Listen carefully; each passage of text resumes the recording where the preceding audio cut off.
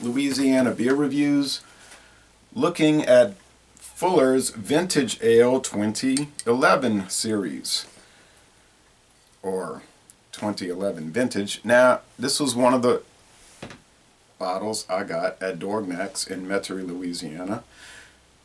Noticing that the 2010, 2011, and 2012 are way in the back of the shelf. So people are asking me, do you know where I can get those older vintages? Well, I don't really, because the only reason I got them is because Dorgnac's is sloppy with their rotating, so which benefited me, I guess.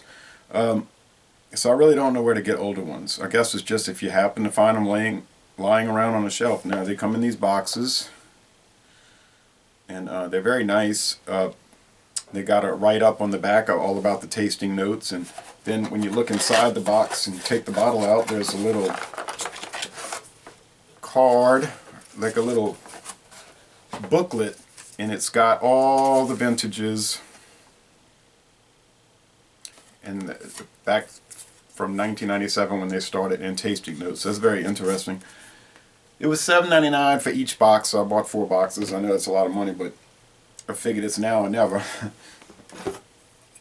Beer Advocate, unfortunately, does not break the vintages down year by year. They just have it all put together. They're very high. Their score is very high, but Rate Beer breaks it down year by year. So on Rate Beer, they're saying this 8.5% alcohol 2011 vintage is a 95 out of 100 and a 98 out of 100 for the style.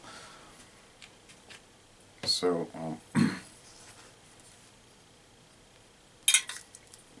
curious to check it out. 16.9 ounce bottle.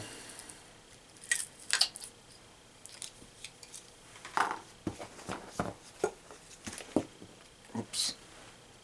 Okay.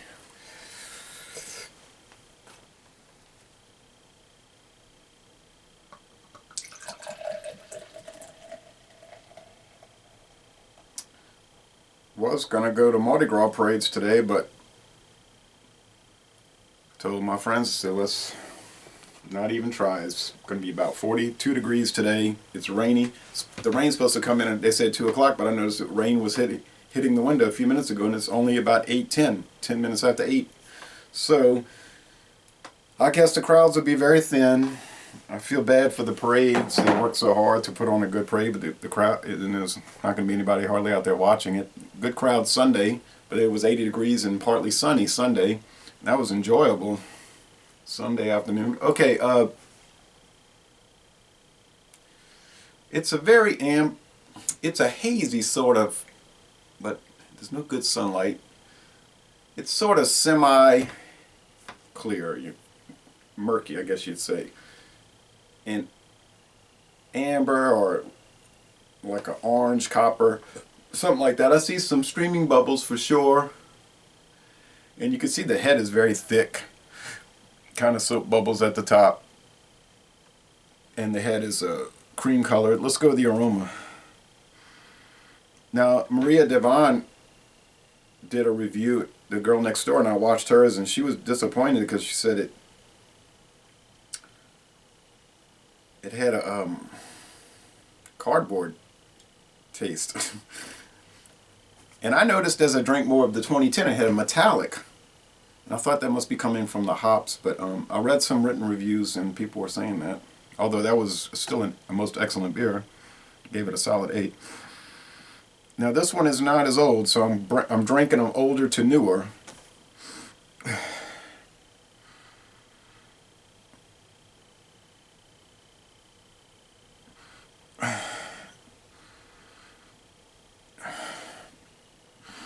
It was very sweet and bready. Think of brown bread crust, which is so common for beers, right? Especially ales, I guess. But it's sweet. It's I pick up some citrus, certainly. Nah, maybe not. Yeah, I don't know. Some sort of fruitiness is really hard to place. But it's a fruitiness, definitely. I almost say kumquats, but I don't know. It's unique because I don't think I've ever smelled that in beer before. And I like what Tom Beer Whisperer said.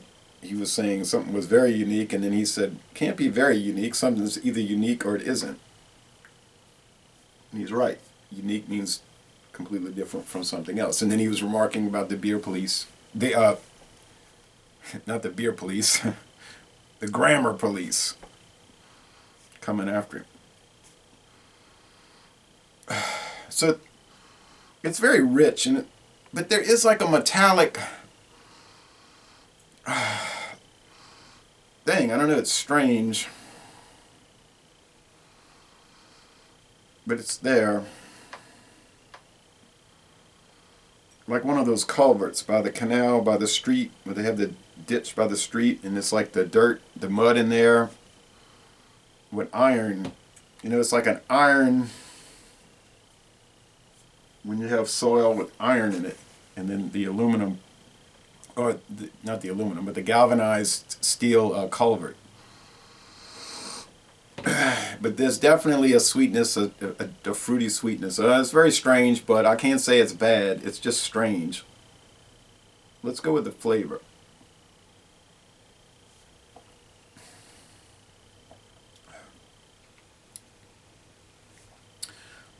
You know, the flavor is very similar to the 2010 that I did 2 days ago. I posted it yesterday, but I did it 2 days ago. It's got a certain noticeable bitterness. Certainly the bitterness is noticeable. And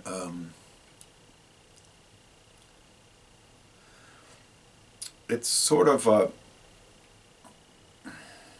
it's not a flowery hoppiness. It's not certainly not a piney bitterness. It's more like, I've said before, a bitter bitterness, just like a straightforward bitterness, like standardized bitterness. And there's sweetness, the breadiness, the sort of sugariness, cellared flavor, I guess. I've never really eaten a cellar, of course, or anything in a cellar, although potatoes, like my grandpa used to keep potatoes down in this bomb shelter he built in 1962. Well, he had it built, and it's still there. And they would have this like smell, this strange cellared smell over there in Baton Rouge, in the ground, down in the ground, like 15 feet down, up.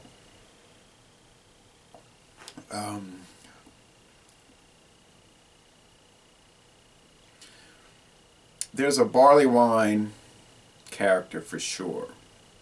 It's that English strong ale, and it's got that hefty flavor.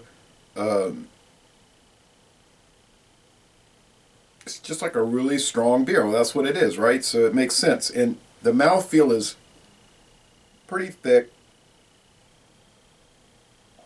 and chewy, right? And the finish is only semi-dry, and you do get some alcohol in it, but the alcohol's like hidden. It's sort of like flowing along in there, and you can feel it, but it's not, you know, you're not, pow. Although if I drink the whole bottle fast, it will be pow in the way I feel it, but the flavor is not alcoholic, really. And I was kind of thirsty because I'd been sitting there doing some research and talking to people on the computer, so I hadn't really drank any water lately enough. So it's not what you would say is a refreshing beer. I can think of a lot more beers, a lot of other beers would be refreshing, but it's okay since I was thirsty. I mean, it's doing the trick to an extent. I'm going to drink some more water. Beautiful lacing, although it's splotchy, but it's nice. Well, I'm glad I bought it. I kept hearing so much about the beer.